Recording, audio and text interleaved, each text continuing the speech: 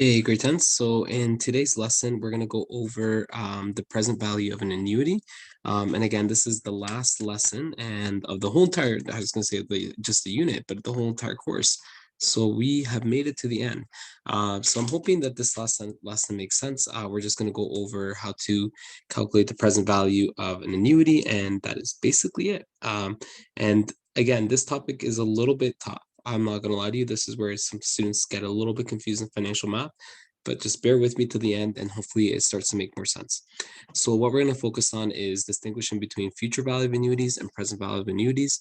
And then we're going to be looking at how to specifically calculate the present value of annuities.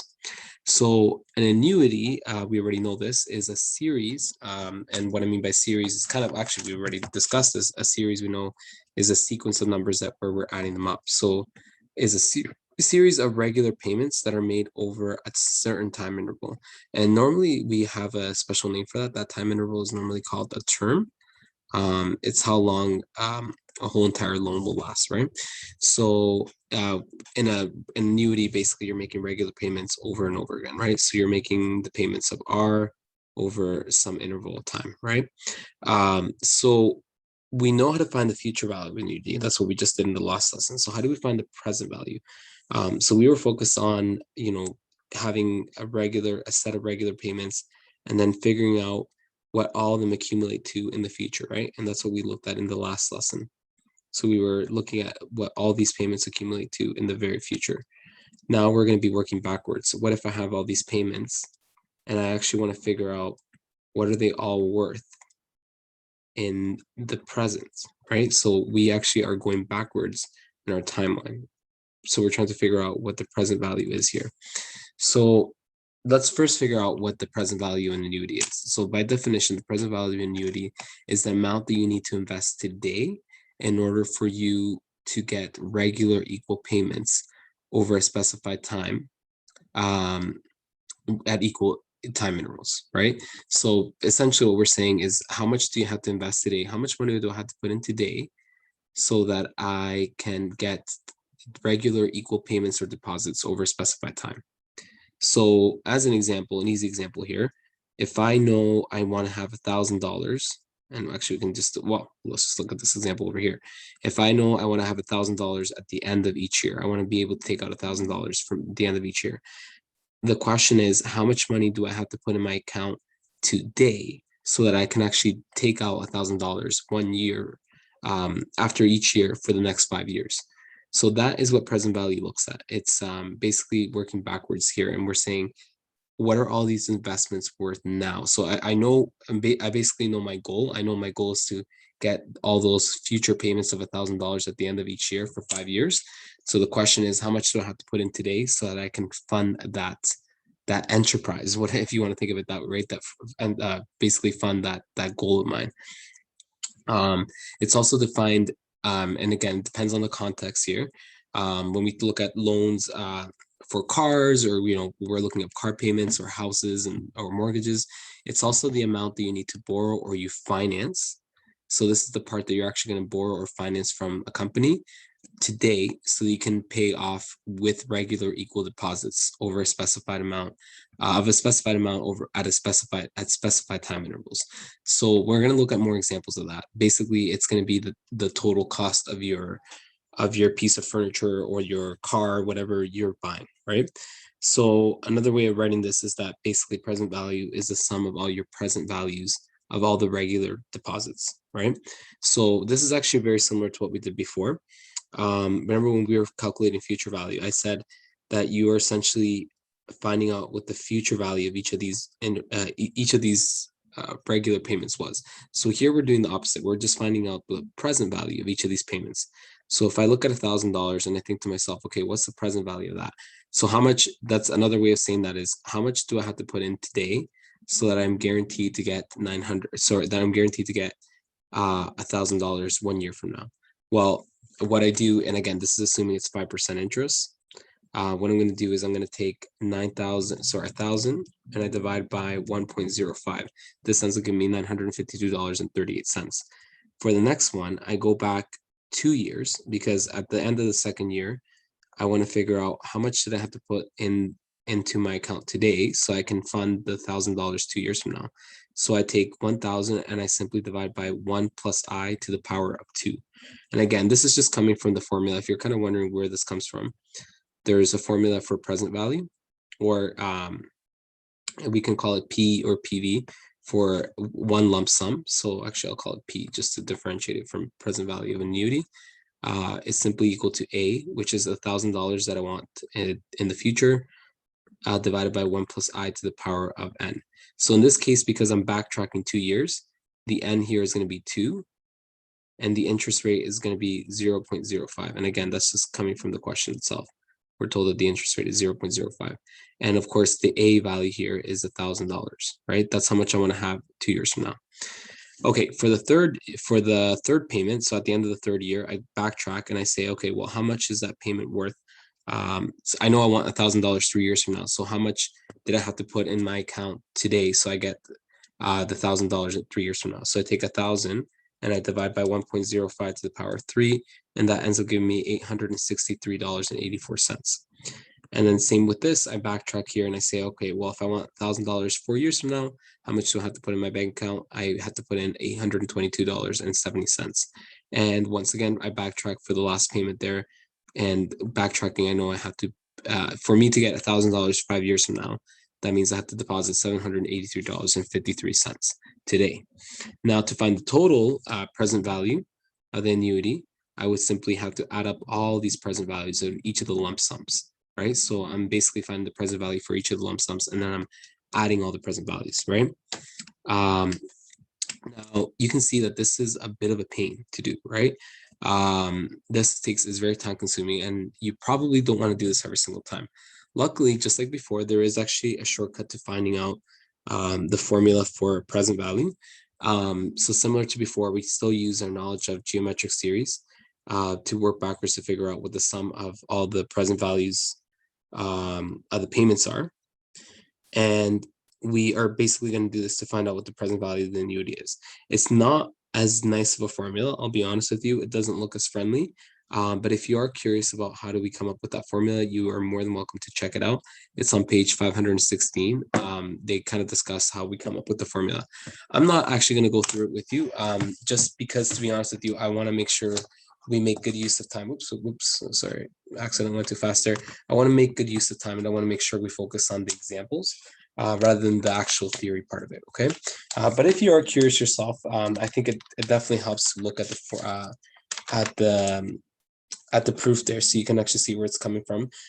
It's on page 516. They kind of go over where this stemmed from. So present value of annuity, it has a not a very fun looking formula. Okay, let's just put it that way. It's not very nice, friendly looking, but luckily there is some similarities with the future value formula. Some similarities. Okay, so if we want to calculate the present value of an annuity, we need to know what the regular payments are. That's going to be R. That's your regular deposit or your regular withdrawal. Those are your regular payments. PV obviously represents present value. We have N, which represents the number of equal deposits or withdrawals. So how many payments you made, or deposits you made, or withdrawals you made, right? It just depends on the context. So it's your payments, number of payments that I have. I represents the interest rate per compounding period, which is just like before. Notice that this is exactly the same for all the different formulas. I is simply the interest rate per compounding period. So if we actually go back to our future value future value note, and we can actually just compare it, we're going to notice that it's a lot of similar concepts, right, or similar values, right? So I simply represents the interest rate per compounding period, number of equal deposits or payments or withdrawals, and it's basically the exact same setup, right? The only difference is in how we actually rearrange it. So in present value, so I just want to write down the future value one so you can actually compare it. So in future value, it's R times 1 plus I to the power of N minus 1 all over I. So notice the difference between them. They both have R, perfect. They have 1 plus I to the power of N, but this in present value is negative N, and here it's positive N. And notice the difference in the order, right? here we kind of switch it around. So we have 1 minus 1 plus I to the power of negative n. And in the future value one, we had 1 plus I to the power of n to the power of n minus 1, right?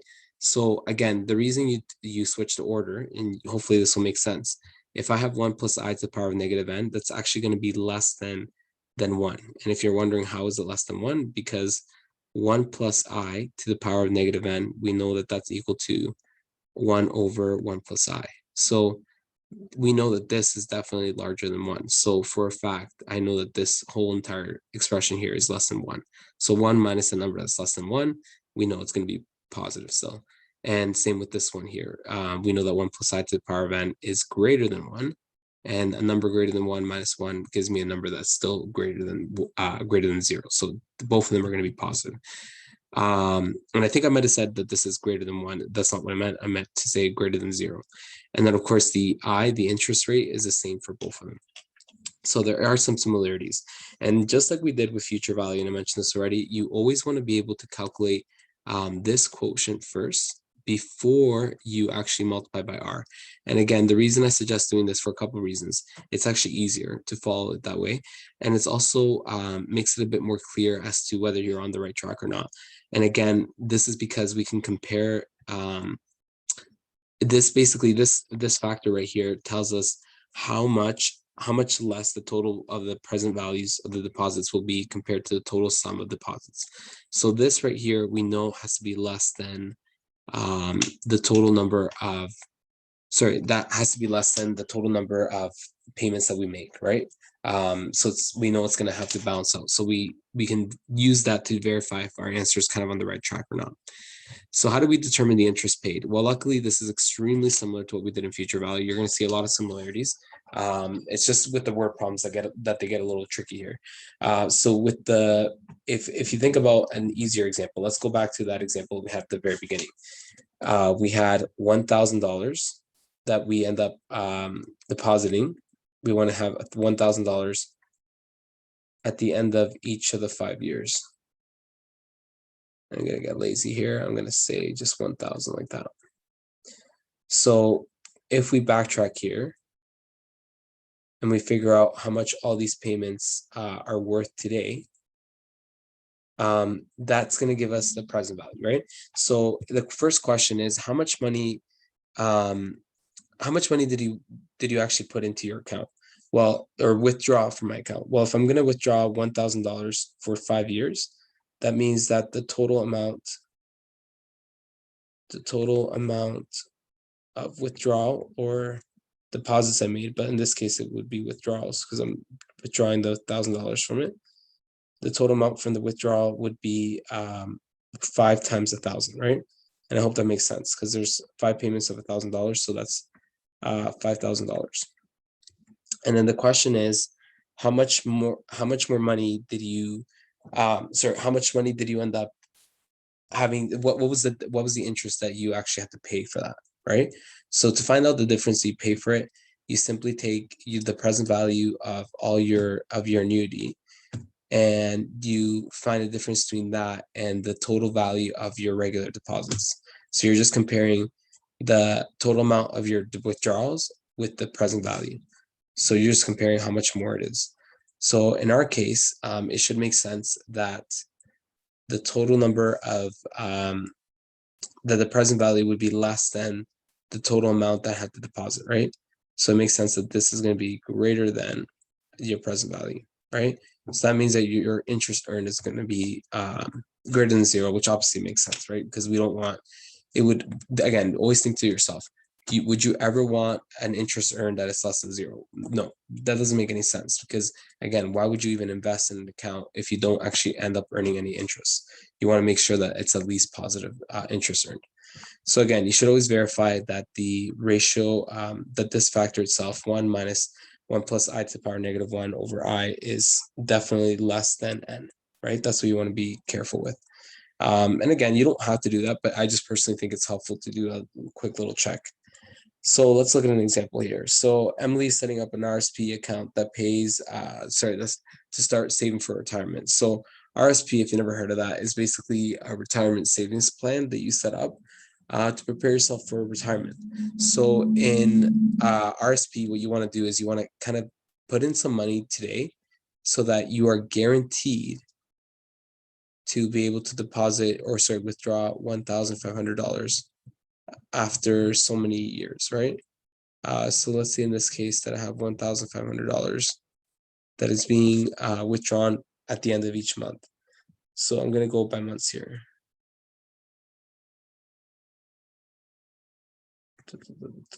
Okay, so I have to figure out first part, how many months do I have to do this for? Well, she wants to be able to withdraw $1,500 at the end of each month for 20 years. So if I want to do this for a total of 20 years, then that means that the number of months here is going to go from 1 to 20 times 12, right? So we know that 20 times 12 is going to give me 240 months. So that means that it's going to take up to 240. Sorry, we're going to be able to withdraw $1,500 from the account for up to 240 months, right? So we take the total amount, which is 1,500, and what we're doing is working backwards to figure out how much the present value is here. So let's take this step by step. So we're going to take the $1,500 and we're going to backtrack here and figure out what is the total amount of the present value for all these different payments, 240 monthly payments. How much is all this worth today? And the reason I want to find out how much it's all worth today, because I need to put in something I need to put in a certain amount in my bank account so that it can fund all these different payments that are happening in the future. So I need to figure out how much do I have to put in the bank today so that I can fund all these future withdrawals coming in. Okay, that's really what I'm doing. So I want to be guaranteed to be able to take out $1,500. So the question is, how much money do I have to put in today so I can support this dream of mine of withdrawing $1,500 for 240 months at the end of each month for 240 months. So that's essentially what I'm doing here. I'm backtracking in my timeline. So what does this look like? Well, let's write down all the key information. So we know that R is equal to 1,500, right? So that's how much I have to withdraw every single month here. So my interest rate is going to be 0.03, but I divide by 12. And again, I divide by 12 because it's compounded monthly. I know that my N, and we already talked about this, the number of compounded periods is simply going to be 120 times 12, which is 240. So there's 240 months in the whole entire term. So hopefully that makes sense so far. So now that I have all these pieces of information, I can sub it into my formula. And again, it's always a good idea to figure out why you're using present value, not future value, right? So that's a great question. Why are we using present value, not future value?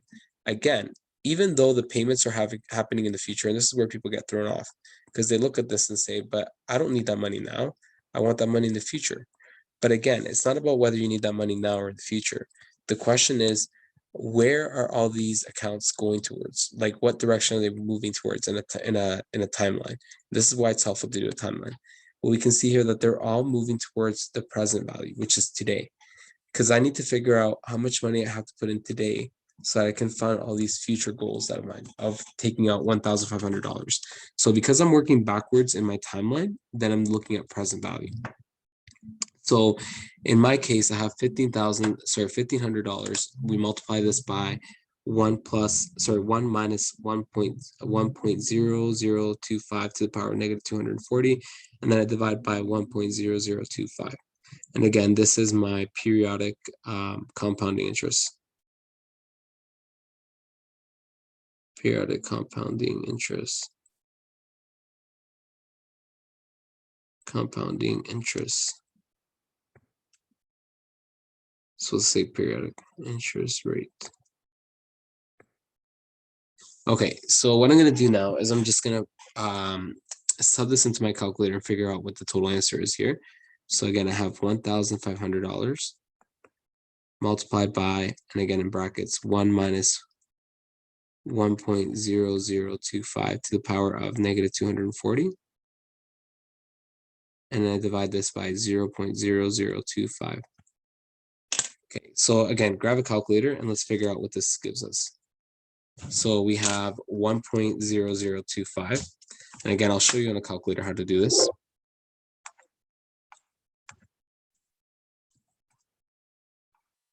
So we take 1.0025 and we raise it to the power of 240, negative 240. And again, be careful with this. So I want to be able to do the power first before I subtract. So I write 240 and then I want to make sure I put a sign in front. Don't put the minus sign, right? We're not subtracting off. What we're doing is simply raising it to power negative 240.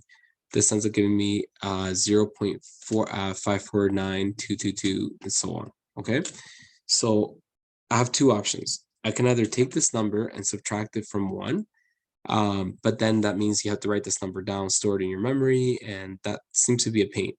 Is there an easier way around this? So there is an easier way around this. You could, instead of storing it in your memory and then trying to find the number, since we're subtracting this number from 1, what we can do is we can actually put an imaginary negative sign in front of this. We're purposely making this answer negative. And the reason we're doing that is so that we can then add the 1. So we're adding the 1 in the formula 1 plus I. So you add the 1, to the total, to our interest, to our power that we had there, right? So we end up getting 0.4500077777 and so on, right? So we're going to take that amount and we're going to directly divide that by 0.0025. And when we do that, we end up getting 180.31. And again, that's rounded. So now your last step here is take 1500 and you multiply by 180.31. So we take the 180.31, and again, this isn't in dollars because it's just the amount. Basically, it's the amount that that our payments are going to be decreased by, right, compared to the n number of payments you made. So we're going to multiply this by 1500, and then we end up getting $270,000, $466,000, $466,000 Sorry, that's what I meant to say. So again, this is the total amount of money that she needs to put in her account today, so she can actually withdraw $1,500 for the next 20 months. So let's go back here a little bit. Let's just verify this is correct. So 20 years, we're told that that's 20 years, and then we are also told that there's also 12 months. It's monthly, right? So 12 months per year. So how many different compounded periods do we have? Well, 20 times 12 times 12 is 240 payments, right? So should we look at our answer of 128 and verify, does it actually make sense? Well, an answer of 128.31, I'm multiplying that by 1500, that actually makes sense as an answer because again, if in the ideal world, I would be multiplying the payments, which is 1,500, and multiplying by 240 to figure out how much money I put in altogether. But because it's present value, I know present value has to be less than my future value. And again, or not my future value, but of all my future investments, then I know for a fact that 100, it makes sense that I end up getting an answer of 1500 times 180.31, because this right here, 180.31, is less than your 240 altogether, right? So in our case, we can definitely see that this answer still makes sense. We end up with $277,000, $466.37, which is obviously a lot of money. You're probably looking at that and you're like, that's a lot of money to invest. But again, if you do not have a good retirement plan, this is the kind of things that you want to be thinking about. And I know you're really young to be thinking about retirement. I'm sure you're not thinking about it.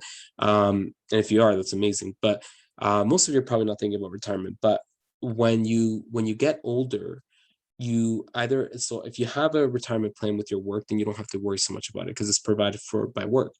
But if it's not provided for by work, or you have your own business, you need to make sure that you actually have money saved up for your retirement. Because when you retire, you get a certain amount of a CPP, or Canadian Pension Plan, money from the government, but that doesn't always cover everything you need. So you ideally want to make sure you have enough so you can still survive and get by when you retire, right? So you're not struggling financially. So what's a smart idea is to actually start putting money into your account and saving up and making sure that you have enough so you can make all those regular deposits that you need to do. Make all those regular deposits that you need to make in the future. So in our case here, since we want to make sure that we want to make sure that we have the funds so we can actually live well for the rest of our life and make sure that we have $1,500 that we can deposit every single year, we're working backwards here to figure out how much is it that I have to deposit today. So this is actually a really good question because it's realistic and it's really useful for us to kind of consider, right? We want to make sure that we have enough to fund our means, right? To fund the life that we want. So let's look at the selling price here. So for selling price, we normally want to backtrack and figure out what the present value is. So as a general rule, your selling price is actually going to be made up of two parts. It's going to be made up of your present value of all the payments plus the down payment that you made. But I'll kind of explain this one a little bit more through this example. So let's say that Steph is buying new furniture for her home. So she's able to finance it. And again, remember that word finance means someone is lending you money, right? So someone's lending money to you so you can actually buy the furniture you want. So again, financing, how that works is you go to a store, you go somewhere, you look at something you want and you say, wow, that's amazing, but you can't pay for it right away. But what a lot of stores will do is they'll say, you know what, yeah, that's okay. You don't have to pay for it right away. We'll provide financing to you, which basically means that they'll give you the money or the funds that you need to buy the product now, and then you'll pay them off in the future. But obviously, this comes with a string attached, right? This isn't just free money. I think you have learned that throughout this unit. Nothing's free, right? Everyone does something to kind of help themselves out. So if the financial provider is giving you some money for this, it's because they want to earn some interest from this as well. So let's say that you're buying furniture at, like, I don't know, I'm just making this up, at Tepperman's or something, right? I'll pay you back later. So they make a deal with you and they say, you know what? Sure, let's do that. So what we're going to do is you're going to make an initial deposit of $1,000, or maybe you decide to make that initial deposit of $1,000, and then Steph agrees to pay the remaining price. She's going to pay off the total price by paying off $200 at the end of each month for 4 years. So you agree to do this, to purchase this furniture, but you have to pay $200 at the end of each month for 4 years. So what this is going to look like, let's draw a little picture here. Steph has to pay $200 at the end of each month for a total of how many months? Well, this is where we have to do a little bit more math. It's 4 years, but we know that in 4 years, there are how many months? There are 12 months in a year. So that means that there's a total of 48 different months or monthly payments that we have to make. So that means that Steph is going to be making a total of 48 monthly payments to pay this off. Now, you would think a common mistake here is as students will look at this and say, okay, I think I got the answer. That means that the total amount is 200 times 48, right? But that's not correct because that's actually more than what the product was worth. Because if you take 200, so let's figure out what this is. 200 times 48. That's equal to 9,600. Now, that's not going to be equal to the total amount that this was worth at the beginning. And again, the reason you're not done with this is because you have to go one step further and you need to consider out what the present value of all those future payments is going to be. So if you're making $200 payment after each month for a total of 48 months, our goal is basically to figure out how much is all this worth today. So at 0 months, how much is this all worth? So what we're going to do is we're going to work backwards to figure out what all these payments are equal to when we backtrack them to the beginning of time. So if I backtrack all these payments, what are all these payments equal to in the present time? So today, what are they all equal to? So in order to do this, we first have to set this up as an annuity question. And we know it's present value. And again, the first thing to realize is, why is it present value? Well, we know it's present value because we're backtracking our payments. Anytime that you move forward with your payments, if you're looking in the future, that's future value. When you backtrack your payments, that's present value, okay? It's not about when the payments are made, if they're done in the future or in the past. It's about which direction in the timeline you're moving in, right? Are you interested, are your arrows basically going backwards? Are you going back to the initial, are you trying to find out the lump sum in the present or the lump sum in the future, right? Where the bulk of your payments going, right? That's what you're interested in. So the in-store financing offers you 2% per annum compounded monthly. So you need to figure out what is the selling price of your new piece of furniture. So let's take this step by step. So the $200 that I had to deposit to pay this off each month is my R value. That's the regular payment I'm making. My interest rate is going to be 0.072 divided by 12. And when I divide 0.072 or 7.2% divided by 12, I end up getting 0.006. And again, do not round up by mistake to 0.01 or anything differently. Just leave it as is. And then, of course, our next step here is to figure out how many total payments are made. And we already know this is going to be a total of 48 payments. So I'm going to take all that information and I'm going to sub it into my present value formula. So in my present value formula, I have that the present value is equal to 200 times 1 minus 1.006 to the power negative 48 divided by 1.00, divided by 0.006. So again, where's this coming from? Well, this is my my regular payment. I have 1 minus 1 plus I, and this is the periodic rate, not the yearly rate, to the power of negative 48. This is my n, and I simply divide by I again. So again, I have this all written down. It's going to be $200. I'm just going to write it a little bit differently. Times 1 minus 1.006 to the power of negative 48. And I'm simply dividing that by 0.006.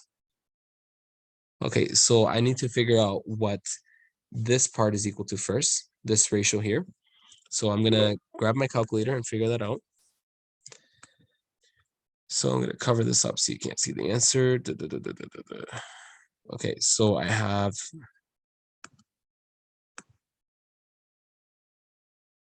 1.006 to the power of negative 48. And again, I would do the power first before anything else, before you subtract. And I mentioned this already, a little strategy here. I have 1 minus this number. So I could write this number down, or I could store in my memory and then take 1 minus that. But I'm going to make my life a little bit easier. Instead of me taking 1 minus this number and then having to write that number or use the memory button, which I might make a mistake with, I simply put a negative sign in front, because adding a negative is the same as subtracting that number, right? So I'm going to make the negative, I'm going to find the negative of that, the opposite number of that, of the 0.75 that I had approximately. So it becomes negative, and then I'm going to add 1 to it. So I end up with 0.249529, sorry, 9592, blah, blah, blah, blah. Okay, I'll let you continue that on there. So once I find this amount, which is what I'm going to be subtracting from, again, this is the amount that I'm subtracting. This is not the finished number yet, right? So a lot of times people kind of look at this and say, okay, I think I'm doing something wrong because the number's looking messy. That's okay. There's going to be some messy parts to it, but we're not done with this yet. We go back to our formula, and remember, our formula says that we then take that amount, 1 minus 1.006 to the power of negative 48, and we're dividing that by 0.006. So take this amount and divide by 0.006. So do it all at once. And again, some of you have calculators where you can do this all in one step. That's totally fine too. So I end up getting 41.5988. So I'm going to round that to 41. Yeah, again, for right now, I'm not even going to round. We're just going to leave it like 41.5988, 19 to whatever. Okay, I don't have to write it all down. But what I'm really going to try to do here is I'm going to take that number and I'm going to directly multiply. And again, this is why you don't have to round. I can actually just take that number, do not delete it, and simply multiply it by 200. Just go ahead and multiply by the regular payments, which is $200. So when I do that, I end up with $8,319.76. Now, I'm not done with this question yet. And this is where people sometimes miss this last part here. So notice that, and I made this point already, the total amount that you would that you had to deposit to pay this off over the 48 months was 200 times 48. And we know this just by the formula, which is R times N. So how much did I have to pay for this altogether? So I had to pay a total, not the interest that you had to pay, just the total that you had to pay overall. So 48 times 200, and we can grab a calculator just to check. So what does that give me? 48 times 200, that is 9,600. Okay, so I have to pay 9,600 altogether. Now I want to verify, does this answer actually make sense?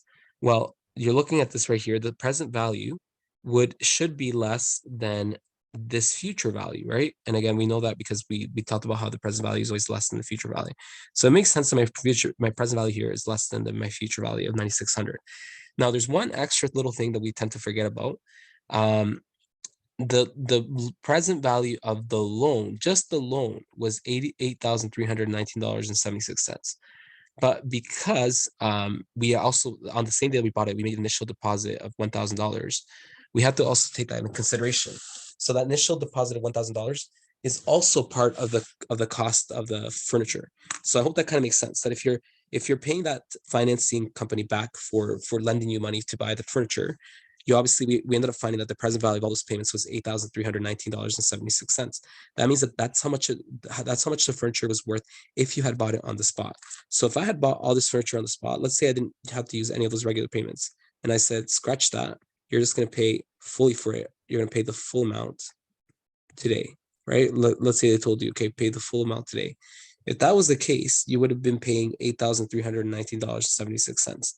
But on top of that, we were also told that you already made $1,000 deposit. So because you already initially paid $1,000 for the furniture, the selling price is actually more than that. The selling price would be $8,319.76 plus $1,000, right? So you have to add on that initial amount as well. So whatever the initial payment was, you simply add that to the present value, and that gives you your total amount, which is $9,319.76, and that's the total amount that you had to pay for. That's the total selling price for your furniture, right? So if you're actually trying to figure out what was the true, I guess the selling price, think about the selling price as what's the true cost of the furniture, right? This is the true cost of the furniture without interest, right? So we're saying that we found the present value of all the payments. This is the true cost without the interest. So this is without interest.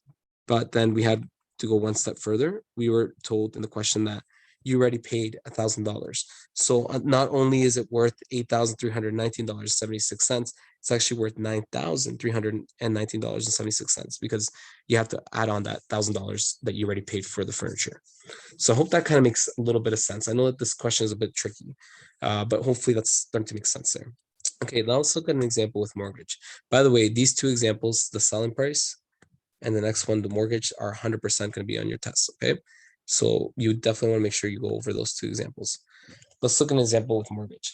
So first of all, what is mortgage? So if any of you speak French, you might actually already maybe know the origin of this word. So mort, does everyone know this from French? Hopefully, is the past participle of dead, the verb dead. It's a little bit morbid here. So mortgage, the first part of it actually means death. And the gash part, it actually is, if I'm not mistaken, it roughly kind of translates into like a contract that you're making with someone, right? So so when we say mortgage, you're really just saying that you're making a death. It really translates into like a death pledge almost, right? Which is a little bit badly of a, like I said, a little bit morbid of a word, but I always bring this up because really what you do when you get a mortgage, you're basically getting a loan on a house. And the reason it's so valuable as a loan is because a house is something you're going to have for a while. This isn't a small purchase. Everything else that you purchase is probably smaller, right? A car, boat, a computer, a video game. Those are small purchases, right? A house is not something that you just get a house, unless you have so much money that means nothing to you. But a house is not something that you just buy and then you're like, oh, you know what? I don't like it. Or it's a new season. I want to get a new house. It doesn't work that way, right? You don't just get a new house just because you want a new house. It's normally it's normally a place where you're going to be for a while. It's normally something you have to invest a lot in, right? So because of that, when you agree to a mortgage, you're agreeing to a pretty big commitment, right? It's definitely, and again, a mortgage lasts longer as well in terms of the term of the loan. It tends to last anywhere between like 20, 25, 30 years, right? It could be less than that, but normally a mortgage is about that length, right? So it's a pretty big commitment you're making there. And of course, this is coming from, I'm not sure exactly when this term came up, but I'm assuming, if this is before when life expectancy was shorter, it probably was kind of your death pledge, right? It was something you're probably going to pay until the very end. But now it's a little bit different, right? Most people try to aim to pay it a little bit before they retire, if they can, right? If you have the means to do it. So here's the example. Sorry, I went off topic a little bit, but I just want to kind of explain to you what mortgage means and why it's so important, right? In this example, Josh wants to buy a house that's valued at $300,000. He has saved a total of $40,000 as a down payment. And again, a down payment, I think I've mentioned this word already. Down payment is basically the amount paid at a time of a purchase, right? So it's the amount that I put into purchasing a home, or sorry, into like the amount that I have to pay today to kind of pay it down. Very similar to the other example that we did here, where we made initial down payment or a deposit. It's basically like initial deposit that you make. So you're making initial deposit of $40,000, and this is not going to be included in your loan. So not included in your mortgage. Okay, so the 40,000 is not included in mortgage. So you want to be careful with that. You don't include it there, and again, you don't include it because we know that you're not actually including that in your loan, right? You already paid that off. So you go to the bank for a mortgage approval, and this is exactly what happens with when you're buying a house. You go for mortgage approval, and basically what the bank tells you is the bank tells you what you can afford. Okay, they give you kind of a rough idea of like, okay, you can get an interest rate of whatever it might be, 3%, 4%, 2%, whatever it might seem. Right now it's a little bit lower than this, but let's say they say 3%, and then they're going to tell you, what's the best time frame for it, like the term for it. So they might say, you're going to get a 30-year mortgage. And sometimes this is called the term. So I'm giving a lot of different terms. Sorry, I don't mean to say term so many times. Giving a lot of different words, keywords that we use in financial math. You're not necessarily going to get tested on this, but I just think it's good for you to know what these mean. So if you ever hear that word term, it just means how long a loan will last for, right? So really, a mortgage, in a sense, is really just a fancy loan, right? It's still a loan, but it's a loan for your house. And the reason it's so big and has its own terminology is because of, like I said, the big commitment you're making. This isn't buying a small little product, that you're purchasing a home, right? So because you're purchasing a home, you're making a big commitment. The bank needs to ensure, when you're applying for a mortgage, that you're responsible with this, right? So they have its own set of policies for this. So again, this is a 30-year mortgage. So the number of years that we have this for is for 30 years. It's 3% compounded bi-monthly. And again, bi-monthly, we kind of talked about this, is two times a month. So I'm just writing down all the key information there. So how can I use this to solve my question? All right. Well, my first question is, how do I determine what's the bi-monthly mortgage payment for the mortgage? So how much am I paying twice a month to pay off this mortgage? So what's the bi-monthly payment that I need to make here? My second question is, how much interest does Josh pay over the 30-year period of the mortgage? So over the 30-year term mortgage, how much is he going to pay? So let's go step by step here. Let's figure out what the bi-monthly mortgage payment is. So before we even get to this, let's identify all the key information. So the house cost $300,000, right? That was the cost of the house. So you looked at the house, and again, I think I mentioned this already, house prices are gone through the roof, and they're definitely not that cheap. I think the average house price in London right now is over 600,000, if I'm not mistaken. So this was way back when houses were maybe a bit more affordable. So let's say you get a house for $300,000, right? So you would think that that's a loan, but that's actually not the loan that you're taking out, because luckily Josh was smart and he actually had $40,000 maybe saved up. Maybe he saved this up in a summer job, or maybe he got some help from his family. He ended up saving $40,000 for a down payment. So that means that the total amount that Josh has, the total amount of the loan that Josh actually needs is $260,000. So he doesn't need $300,000 from the bank to loan. He actually needs less than that, because luckily he saved some money. So he actually only needs $260,000. So that means that your $260,000 is the present value of your loan. So if you want to picture this on a number line, what we really have here, and I'll just kind of draw this out for you, and I apologize because then I'm going to have to erase it. What we have in this question is basically, we're basically asking, what payments does Josh has to make so that he can pay off this mortgage, right? And again, we need to figure out how many payments he's going to make altogether. And then what we're really doing is we're trying to figure out, what do all these payments, what are all of them equal to when we backtrack to find the present value? So what is the present value of all these different payments? So when we backtrack here to times 0, what is it all worth? What is the present value of all these payments, right? So what I need to do here is I need to figure out, well, how many payments do I make? Well, I don't know yet, right? We know it's for 25 years, so we're gonna have to do a little bit of math here. So this is the first payment after after the first half of the month. This is the second payment, third payment, fourth payment, fifth payment, ... We have to figure out how many payments we made. Well, let's do a little bit of math here. If 2 payments per month, so 2 payments per month, and how many months are there in a year? We know there's 12 months in a year. So that means that I'm making a total of 24 payments. So if I want to figure out how much I have, the total number of payments is simply going to be 25 times 24, right? So you take the number of years and you multiply by 24. And again, if you need some help with that, look at your table that we went over in, I think it was lesson 2. I gave you a table and it was in green where I kind of list off all the compounding periods and what you had to do for them. Well, if you follow those steps, that's exactly what you're doing here. You're basically taking your and multiplying by 24. Your interest rate, this part hopefully will make sense. If you know that you're going to be making, again, bi-monthly means it's twice a month. So let's just do a little bit of math here, twice a month. And you know that there are 12 months in a year. So how many compounding periods do you have? Well, it's going to be a total of 24 compounding periods. So because it's 24 compounding periods, I take my interest rate as 0.03 and I divide by 24, and that gives me 0.00125. So that's my compounding interest rate, or my periodic interest rate.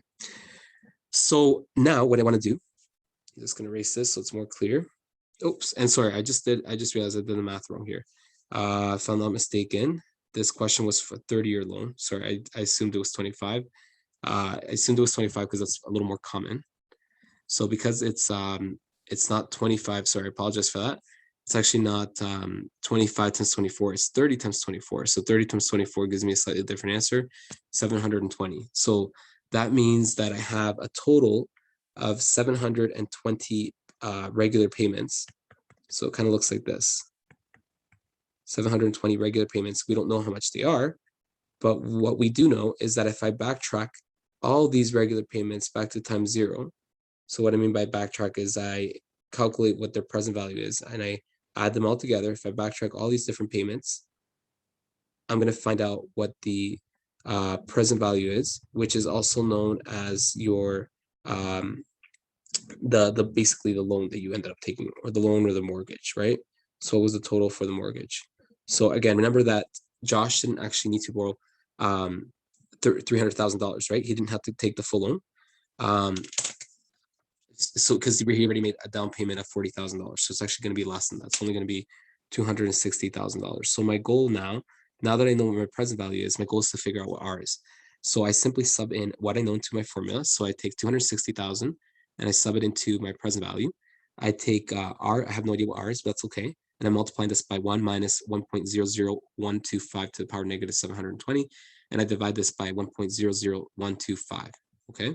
So again, figure out what your first step is to figure out what this calculation is in the fraction before you multiply, before you do anything else. Figure out what that is. I would suggest you calculate that separately. So you grab your calculator. Again, grab your calculator here. And what we're going to do is figure out what 1.03 divided by 24 is. Well, we already know that. 0.03 divided by 24. Oops. Is 0.00125, and then I add a 1, and then I'm going to raise this to the power of 720, and I put a negative sign in front. And again, it's this one, not the subtraction sign. This ends up giving me 0.40679 and 98, blah, blah, blah, blah. I'm not going to write it all down. And then again, I mentioned this already, instead of you taking 1 minus this number, and then you have to store the number, just put a negative sign in front and then add 1. Perfect. And now my next step here is to simply divide this by the periodic interest rate, which is 0.00125. And I end up getting $474.56.14, right? Now, this right here, one small thing, this is actually not a monetary value, so you don't want to put in a dollar sign there. Just be careful with that. Sometimes people use dollar signs all the time. You only put a dollar sign if it's actually money we're referring to. This is not money, right?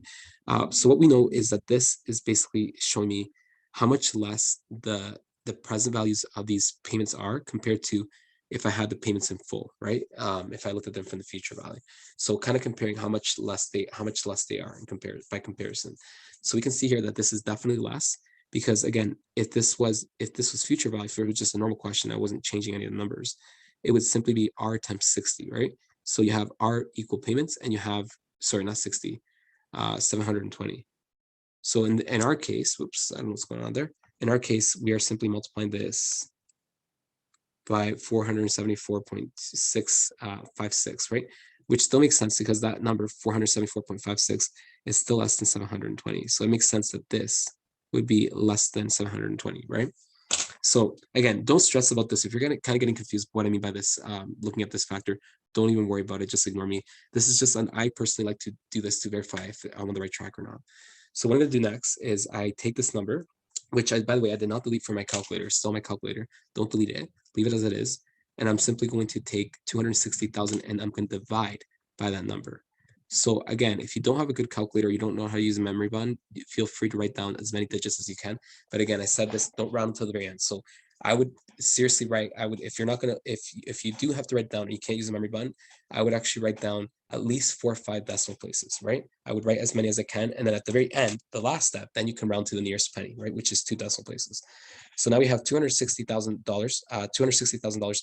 I'm gonna divide this by 474.5614. So I divide on both sides. So divide both sides by 474.5614. So again, I'm not actually going to divide by 474.5614.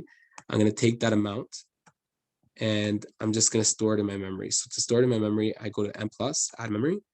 And now I clear this and I'm going to write, sorry, just moving this around.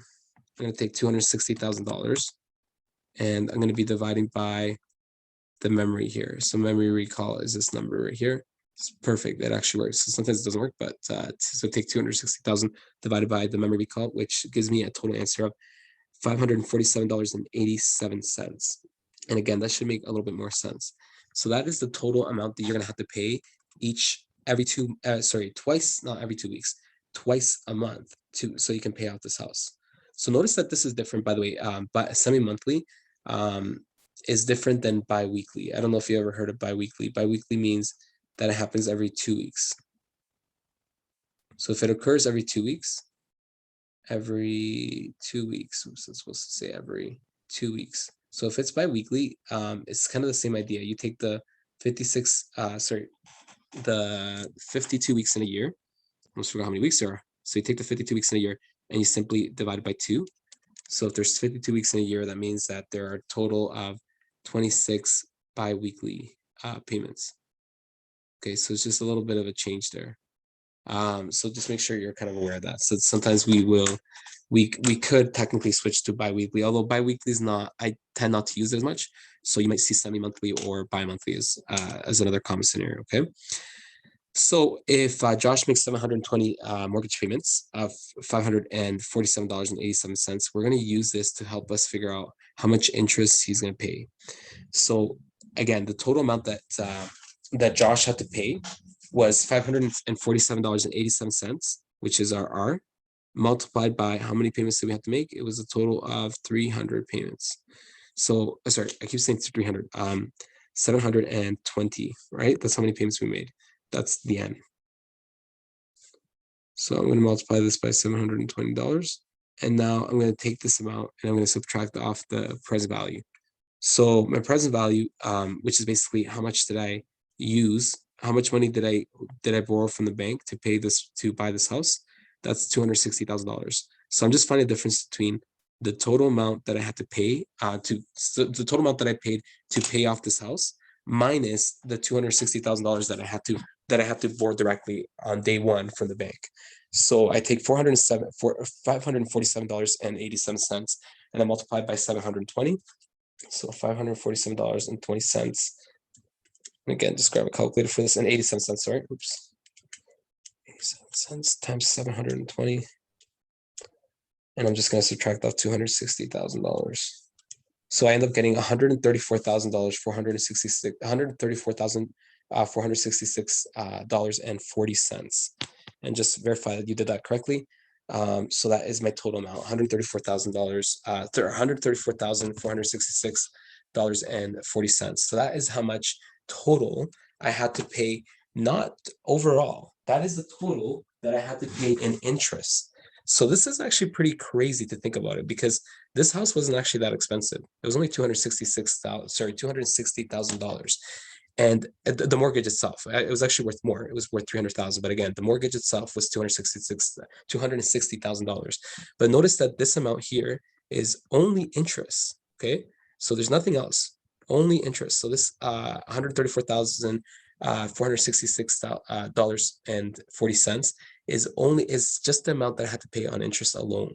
So that is pretty crazy when you think about it. That's a lot of money to just pay for the interest. So basically, that's the amount that you're paying the bank to say thank you for lending me money. That's a lot of money. When you compare it, it's almost half of the total mortgage that you borrowed, which is pretty insane when you think about it. Actually, it's not just kind of half. It's more than half. It's more than half of what you borrowed from the bank. So it's pretty crazy that over time, that's what it's accumulated to. Mind you, that's a lot of money that you're paying in interest. And most people that have a mortgage will be paying lots and lots for your mortgage. Unfortunately, there's not much you can do for that. But there are kind of ways around this. You could, again, if you're finding it really hard to pay all that off, you could try to make bigger payments over time, and that will reduce the overall time of your mortgage. So you could try to reduce your mortgage, or you could try to pay more frequently, or other things you could do as well. You could try to maybe rent out your house so you can make it a little more affordable and get some supplemental income, and then deduct that from your taxes, right? You would talk, and again, I'm not tax expert in any way, but there's lots of different ways around this if you are kind of struggling financially with this, right? Because it's expensive. Like, just looking at that, right? It's insane that $134,466.40 that's how much you're paying just on interest alone. Pretty where you're finding the regular payment. So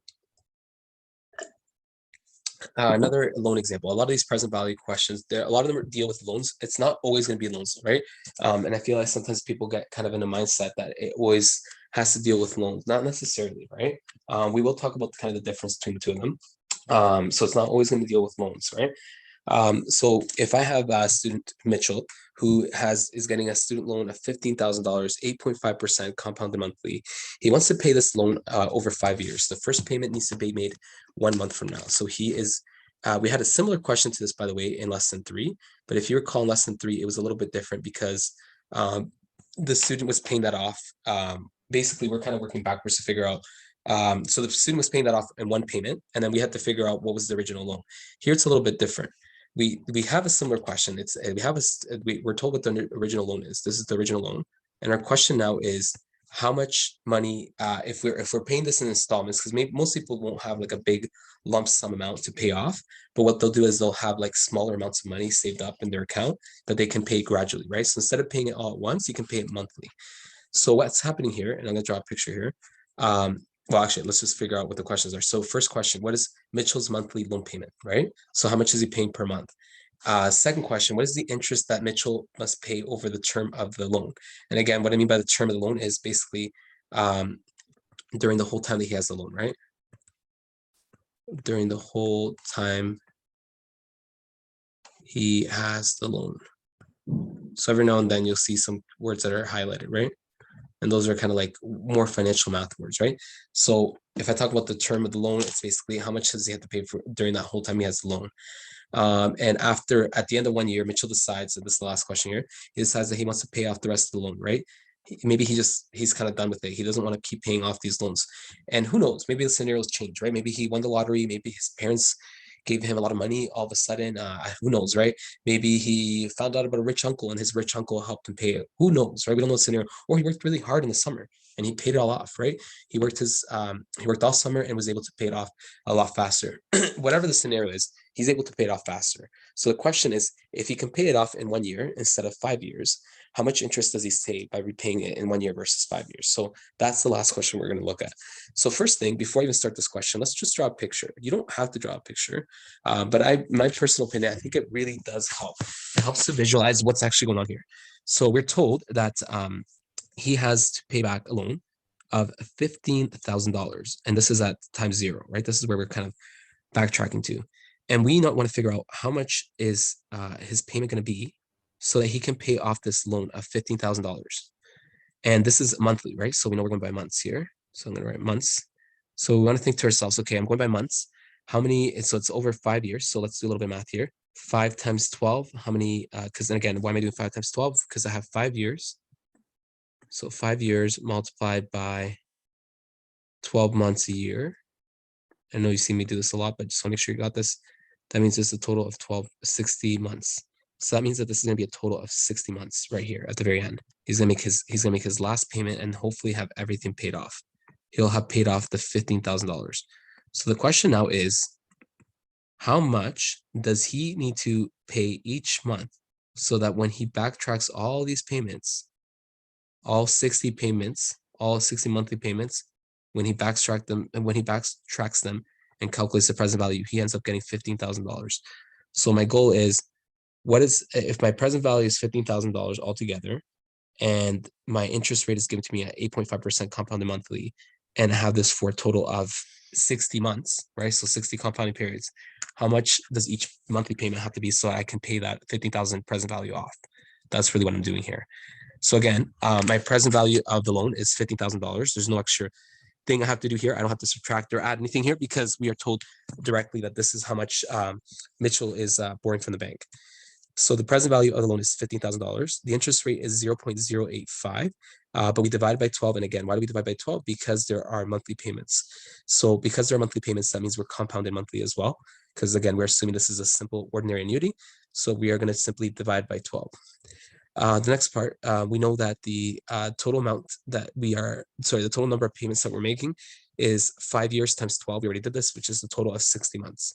So it's going to last for 60 months here. So what I'm going to do is I sub in all my key information into my formula. So present value goes into PV. I have 1 minus 1 plus I divided by 12. And again, where's this coming from? Well, I'm taking my annual interest rate and I'm dividing by 12 because there's 12 monthly payments. So that means that my interest rate is divided by 12, right? Because there's 12 compounding periods in a year. And then, of course, I'm dividing this by the interest rate divided by the number of compounded periods, 12. And then I am, and I forgot that when I have 1 plus 0.085 divided by 12 to the power negative 60, I have to obviously include the to the power negative 60 there as well. Okay, so just don't forget about that. So hopefully this is all making sense so far. So my next step here, I'm going to grab a calculator and let's figure out what this gives us. So this question is a little bit tougher. One really tough part about this question is the fact that this number 0.85 divided by 12. I normally would write down the whole entire number there, and I tell you not to round it. But the problem with this question here is that 0.085 divided by 12 actually gives you a decimal itself. So when you end up getting this decimal, so just looking for my calculator here. So if it's not far away, when you put this in a calculator, I can just show you right now. I don't get a nice pretty number here. It's a little bit messy. So 0.085. And if I divide this by 12, look what happens here. Oops. I'm going to divide by 6 again. Okay. 5 divided by 12. Let's see what happens. I end up with this number, 0.00708333333. This is this again is not a very friendly number to look at. It's not an easy number to work with, so I wouldn't recommend necessarily using this because we already have to round it off, which means that the rest of our answer is going to be off as well, especially because we're going to use the interest, this periodic interest rate twice in the formula. So you really want to make sure that you're as accurate as you can be. So what I do is I say, you know what, don't even worry about writing the whole number down. That's why I end up writing 0.085 divided by 12, because I don't really care to write it down. This is way too long to write. That's fine. I just need to make sure I know how to do this on my calculator. So I grab my calculator. And again, I know some of you have calculators that do all this for you. And lucky you, that is amazing. But there are some that still have more old school calculators. So I want to make sure I'm explaining this to everyone. So we add the 1 to the periodic interest rate, and then we raise this to the power of 60. And again, to raise it to some power, you simply look for the XY button, and it's going to be to the power negative 60, sorry. So I put a negative sign in front. And now I'm going to take that answer. Remember, I'm taking 1 minus this answer. Now, instead of me remembering this number, which would be a pain to have to remember or even to write down, I'm simply going to put a negative sign in front. We know that trick. And then I add 1. When I do that, I end up getting 0.345250053, blah, blah, blah, blah, blah, blah. Okay, don't even worry about writing that down because you're not done yet anyways. Okay, so just so everyone's clear, this is approximately 0.34525. Okay, I'm just going to write down some of it. 0.34525. Hopefully I remember that. So this right here gives me R times 0.34525. I don't even know if that's correct or not. I feel like I might have forgotten already. So when you get to this step, you look at this and say, okay, this is still looking really messy. Again, the R, just ignore it for now. I'm actually going to purposely write it a little bit differently. I'm going to kind of move the R outside so it's not necessarily getting in the way of the multiplication here. So I take 0.34525, whatever it might be, by the way, because it's not actually that. I'm pretty sure it's actually a little off, but that's okay. So I'm dividing by 0.08 divided by 12. So again, going step by step here, I know that if I divide by a fraction, I can multiply by its reciprocal. So what I'm going to do now is I'm going to take that previous value of 0.34525, whatever it was, and I'm going to multiply that by the reciprocal of the number of the periodic interest rate. So I'm going to multiply this by the periodic interest rate, sorry, by the reciprocal of the periodic interest rate. So it's going to be 12 multiplied by 12 over 0.08. So that's, I would say that that's an easier way to solve this. It's kind of, I know it seems more complicated, but it saves you having to put all these numbers in the calculator. It just depends which aspect you struggle with most. If you struggle more with fractions in general and you just don't like fractions, they scare you, then maybe write down these numbers. That might actually be an easier route. But personally, because I hate having to restore all these numbers in the calculator, and I have some butterfingers here, so I always have issues that if I'm pressing too many buttons, I get something wrong. I just like to avoid that, right? So what I'm going to do now is I'm going to simply multiply by the reciprocal of 0.085 over 12, and the reciprocal of that is 12 over 0.85. 0.085, sorry. So I'm going to multiply by 12 first, and then I'm going to divide by the numerator because I'm multiplying by the reciprocal. So I divide by the numerator, which is 0.085. And let's see what number this gives me. It gives me 48.7412. Now you could have done it differently. I could have also just taken my number that I had, which I totally forgot. And this is why I don't do this way. 0.535, I think. I don't even remember what the number was. So I could take 0.34535, and then I could actually see, this is why I don't like doing this. It ends up being more work. So I take 0.085, I divide by 12, and then you would store, and then you take that number and you store it in your memory. So you store it in your memory here, add memory, and then you delete this, and then you go 0.3453835. I totally forgot that number, by the way. And I know you're probably laughing for watching the video, but I forget. So anyways, I'm going to recall the memory, and this is rough because I'm actually totally guessing here. Let's see how close I came. Well, it doesn't even make sense. Oh, I think it's because I divided by a different number. Yeah, it did not store the memory correctly. So again, this is why I don't like using the calculator to go through step by step here. This is just my personal preference. I like to just use the fact that when I divide by fraction, I multiply by its reciprocal. As you can see, that was much easier for me. Everyone's different, right? You pick the aspect of math that you prefer, right? I personally don't like messing around with the memory button as much on my calculator, so I try to avoid that if I can. So unfortunately, because I made a mistake here, my answer was a little bit off. But I'm going to start from the beginning. And again, it's probably not a bad idea especially if you're struggling with this still. Make sure you're looking at this and you're actually checking to see that this all makes sense to you. Okay. So I go here and I'm going step by step here. I'm going to take 0.085. I divide this by 12. I add the 1. I raise it to the power of 60, negative 60. And again, I'm subtracting this off from 1 so that I put a negative sign in front, and then I add the 1. And now this is the number that looks familiar to me. So my next step here, remember, I'm dividing 0.34525. I'm multiplying that by the reciprocal of 0.085 over 12. So the reciprocal of 0.085 over 12 is going to be 12 over 0.085. So I multiply this by 12, and then I divide by 0.085, and that ends up giving me 48.7412 approximately.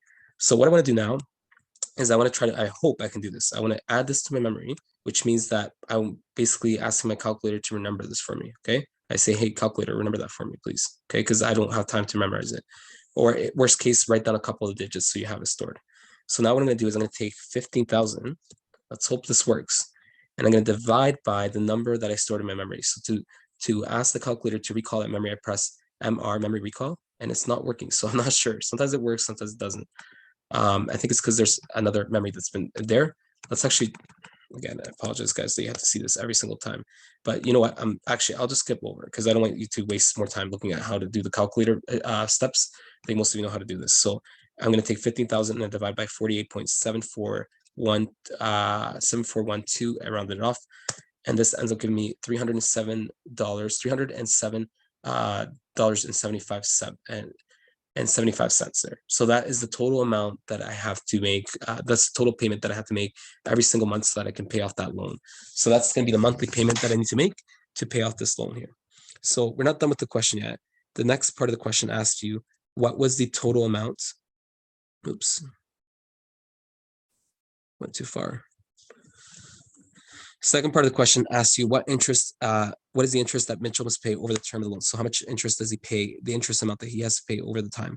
So to find the total interest that he has to pay, we use the formula here. We take the $307.75 that he has to pay each month and simply multiply by 60. And again, why multiply by 60? Because there's 60 monthly payments, right? So if there's 60 monthly payments and they're each $307.75, we simply multiply the monthly payment by 60, right? Because there's 60 of them there. And then what I'm going to do at the end is I'm going to take that amount and I'm going to subtract off the 15,000. By the way, you'll know you're doing this wrong because your interest earned will never be negative, right? So some of you said, what if you switch to order, you get a negative? Well, it doesn't make sense, right? The interest earned or the interest that you pay has to be positive. It's always going to be positive here. So you multiply it by 60 and then you subtract 15,000. So I ended up getting a total of 3,465. So that means that over the term of the loan, over the 5 years, Mitchell, I'm just going to write Mitch, paid $3,465 on the loan, or on interest, right? That was the interest amount that he had to pay. So just the interest amount, it was a lot. So even though Mitchell had to take out a loan of $15,000, which is already a lot, not only does Mitchell have to pay $15,000, Mitchell also has to pay a total of $3,465 total as just interest. That's just the interest he has to pay. So that's a lot of money, right? That's a lot of interest money that Mitchell's paying just for that time. So last question, it says, instead of paying it in 5 years, the term, he wants to be able to pay this off in 1 year. So the question is, how does that change the answer, right? What does that do to the actual final answer? So how much interest did he save by repaying the loan 1 year later versus 5 years from now? So if he was basically changing this around and saying, you know what, I'm gonna try to pay this off in 1 year instead of 5 years, how does this change the whole question, right? So how much interest is he going to save altogether? Well, in this last question here, what happens is we have to, everything in the loan is going to be exactly the same. So the only change that really happens is the end, right? The number of payments that you're going to make is going to be 12, not 60. And why is it 12? Because you're only paying, you're paying this off in 1 year. So that means you're making 12 monthly payments. That's it. So you're not making any more payments than that. So we're going to follow the exact same step as before. Our present value is $15,000. Our R is still what you're trying to figure out. You're trying to figure out how much do you have to pay, how much are your monthly loans going to be, right? So we're going to take, again, use your formula here. You take the interest rate divided by 12, take the interest rate divided by 12. And of course, in the number of payments I'm going to have is it's going to be 12 in this case, right? So going through the step by step, and again, grab your calculator just to verify this is correct. And I'm not going to show every little detail now. I'm hoping everyone's kind of got this now. So I'm going to clear the memory. Actually, the memory should be cleared now. So I take 0.085. I divide by 12. I add 1. I raise it to the power of 12. And I put a negative sign in front and I add the 1. And now I divide this by, again, I'm multiplying by the reciprocal of the fraction of the denominator. So that means I'm going to be multiplying by 12 and then dividing by 0.085. And that gives me 11.4653. And again, always check, is that number you got there? It makes sense that number would be less than the total number of payments you're going to make. So notice in the other example, the number that I calculated here was still less than 60, right? Which makes sense. Well, here, the number that you're multiplying R by is going to be less than 12. So again, it's making sense so far. So now I want to take this number and I want to store it in my memory. I hope it actually works. Fingers crossed, okay?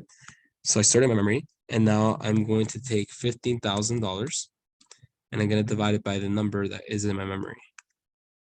And that is also not working either. So I'm not sure what's going on here. I feel like I said, I'm not a fan of this calculator. I think I mentioned this to you already. I have my own calculator I use, and I really don't like using another calculator, but Let's just try it again. I don't know. I seem to be having this issue. Luckily, I wrote, and that's again why I write down all the steps here, right? Because if I'm wrong, then I can at least go to that as an approximation. Sorry guys for this. So minus, and then of course subtract that from 1 divided by, multiply by 12 and divide by 0.085. So what I'm going to do is I'm going to store this memory. Hopefully it works. Okay, did it work? Hopefully it did. And now I'm going to go here and I'm going to write 15,000. Yes, it worked. Okay, so I divided by 11.4653, and then I end up getting $1,308.30. So again, the reason I'm dividing both sides by 11.4653, which is the number in my memory, which actually worked, which is great, is because I'm doing the opposite of multiplying by that number. So I divide on both sides, and I end up with $1,308.20. It's actually rounded up to 30 cents because remember, I look at the third decimal place, 6. So I rounded up to 30 cents, not 29. So now that you know what the regular payment is, we just have to figure out how much interest you're going to be paying. So to find the total interest paid, you simply take $1,308.30 and then multiply by 12. And why am I multiplying by 12? Because there are 12 monthly payments, right? So 12 monthly payments. So you're just taking the payment per month, which is $1,308.30, multiplied by 12. That tells you how much you're going to be paying for the loan. That's telling you how much you're paying altogether with all the monthly payments to pay off the loan, and then you subtract off 15,000. And notice that we end up getting an interest earned or interest paid of $699.60, which notice is a lot less, quite a bit less actually, than what the interest you would have paid if you had waited 5 years. So notice that I actually was able to save $2,765.40 just by paying off sooner versus later, right? So if you can, that's another great suggestion. Try to pay off the loan earlier if you can. So if you have the means to do so, so maybe you get a loan of like, let's say you buy a car and you get a loan of with a term of like 5 years. Try to pay it off sooner than that. And actually, that also really helps with your credit score as well. I know this is something I've done in the past. If I ever have extra money, kind of not left over, but if I have extra money in my savings, I chip away at my mortgage. I always say that, chip away your mortgage, right? Like, so I have my mortgage that I'm still paying off. And so what I do is every now and then when I have more money in my account, I try to pay a lump sum towards my mortgage. And that really does help substantially because it kind of cuts down on the total amount of time that I have to pay off my loan. And so obviously I'll be mortgage free, right? And that means that I have nothing left to pay. It's all paid for in full, right? So that's always your goal. Is just try to chip away at any loans that you have, not just mortgages, but student loans as well, right? So the last thing I want to talk about, the difference between future value, present value, and try to figure out which one to use. This is the hardest thing in the unit, is that it's not always clear whether it's future value or present value. I haven't decided yet whether on the test I will tell you whether to use future value, present value. I may be nice about it and I may actually tell you, but it's not a guarantee. So I still want to study and understand why something would be present value versus future value, because those are the tough questions, right? That's really what I'm aiming for you to get to. So present value, the main thing I want you to know is that sometimes people get in a hands. It's not always about loans, mortgages, and car payments. It just happened to be that all examples were about that. But it is possible for you to think about present value in a different context. Really what you're doing when you're trying to figure out whether it's future value or present value, you're thinking about it this way. Where is the bulk of your cash going? So what I mean by cash flow is, where's all your money going, right? So if I draw this out a number line, is it going to the left, which means it's going to the past? So if I'm going this way to the left, that means I'm going towards the past, and that would be present value. And if I'm going towards the right, like this, that means it's future value. That's really what you're trying to figure out. You're trying to identify which direction are most of my payments going in, right? And they may be going in different directions, but where the majority of them going in. So here's an example. Let's say that you're saving for a house and you want a house in 10 years from now, right? And you want to do this by making regular deposits to your account. So you put money into your account in the hopes that one day you can buy the house. Future value, present value. Now, one thing that people tend to look at is they look at this and they say, oh, house. Oh yeah, house, mortgage. And then they think mortgage, and then they start going all crazy, right? They think, oh my gosh, it's a mortgage. I know the mortgage is a present value. I know how to do that. Don't assume that, right? Just because it's about a house doesn't mean it's about a mortgage, and it doesn't mean that that's necessarily about present value. What this question is really asking you about is, how much money do I need to put in now so that eventually in the future I can pay for a house. So because I'm interested in what these payments will grow into, I'm not really interested in what the payments are worth today. I'm interested in what do they accumulate to. So because I'm interested in what these payments are going to accumulate to, I want future value in the hopes that I can then buy the house, right? So even though it's a house question, you might think that all the house questions are about present value. So that's not the case. In this case, it's actually about future value because we're interested in we're interested in what is happening to these payments in the future. What do they accumulate to? Another question, let's say that you get that dream house, right? So you buy that dream house. Now that you're in your nice little dream house, now you get to the hard part. You have to pay off that house. So you have to make mortgage payments over 20 years. And you want to figure out what is the regular payments that you need to pay off this house over time. So this deals with present value. And again, hopefully you notice kind of the difference here. And I almost feel like it's helpful to draw a picture here. Let's do a little timeline here. So here you are, right? Here's your house. So here's time zero. I'm going to make this up. This is like, let's say it takes you 10 years to pay for the house, so to buy a house. And then let's say it takes you 25 years to pay off the house. So that's a total of 35 years. Now I start with time zero, and that's not literally when you're a baby because you're not doing anything. Maybe this time zero is like, when you're 20 years old or 18 years old, right? So what we're doing in the first part of it is we're trying to figure out what all these payments grow into, right? So this is going to be my future value. So I'm trying to figure out what do all these payments accumulate to 10 years from now so that I can then buy this house. And again, you're interested in trying to accumulate so that you can not buy the house in full, but you can pay for the down payment, right? That's your goal. You want to be able to get enough money so you have a down payment. So that down payment is going to be like your future value, right?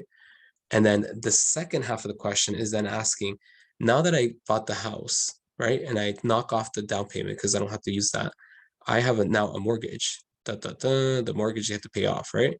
So now in green, what's happening is I need to figure out how much I had to what my monthly payments will be or periodic payments will be. It doesn't matter what it is, so that I can pay off that mortgage. So now notice that I'm backtracking in time. So I'm going back to this interval in the timeline. So whenever I'm moving forward in my number line to the right, it's future value. Whenever I move back in my number line to the left, it's present value. And that's basically what you want to try to remember. Again, those questions are always really tricky. What I recommend is drawing a picture to visualize this. Like I said, I may make your life a little bit easier. And on the test, I may actually tell you whether it's future value, present value. Now, I will give you a couple of hints for the test. I'll post them on the announcements, so please make sure you check on that. I will tell you right now, the hardest question on the test is not necessarily about mortgage. It's going to be one where you have kind of two parts. There's going to be two separate things you're solving for. And we'll talk a little bit more about that. And again, I'll give you some hints to help you out. All right, guys. So I think that's everything for now. And we are officially done the course. We went through all the content. Thanks so much for keeping up with all this. I know it was a lot of hard work, but I know you are I'm very pleased with all your work effort. You guys have done a really great job. All right. Best of luck with test.